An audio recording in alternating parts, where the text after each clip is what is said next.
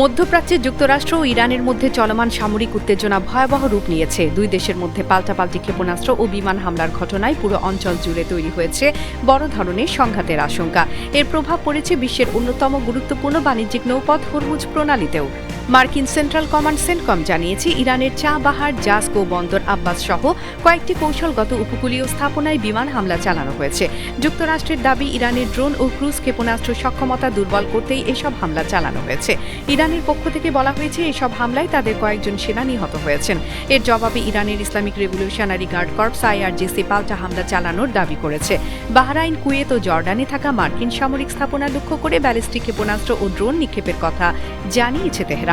ইরানের দাবি, কুয়েতে হামলায় যুক্তরাষ্ট্রের একটি উন্নত আকাশ প্রতিরক্ষা ব্যবস্থা ক্ষতিগ্রস্ত হয়েছে। তবে জর্ডান জানিয়েছে, তাদের আকাশসীমায় প্রবেশ করা কয়েকটি ক্ষেপণাস্ত্র প্রতিহত করা হয়েছে। এদিকে ইরানের ওপর মার্কিন নৌচাপ বাড়ানোর পর পরিস্থিতি আরও উত্তপ্ত হয়ে উঠেছে।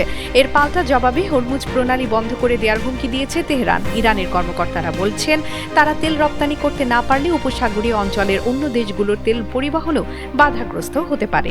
মার্কিন প্রেসিডেন্ট ডোনাল্ড ট্রাম্পও ইরানকে কঠোর সতর্কবার্তা দিয়েছেন। তিনি জানিয়েছেন, নির্ধারিত সময়ের মধ্যে আলোচনায় না এলে ইরানের গুরুত্বপূর্ণ অবকাঠামো লক্ষ্য করে আরও বড় ধরনের পদক্ষেপ নেওয়া হতে পারে। এই সংঘাতের প্রভাবে বিশ্ববাজারে জ্বালানি তেলের দাম দ্রুত বেড়েছে। আন্তর্জাতিক মহল দুই পক্ষকে সংযম দেখিয়ে আলোচনায় ফেরার আহ্বান জানালেও মধ্যপ্রাচ্যের পরিস্থিতি ক্রমেই আরও জটিল হয়ে উঠছে। আন্তর্জাতিক ডেস্ক, বাংলা ভিউজ।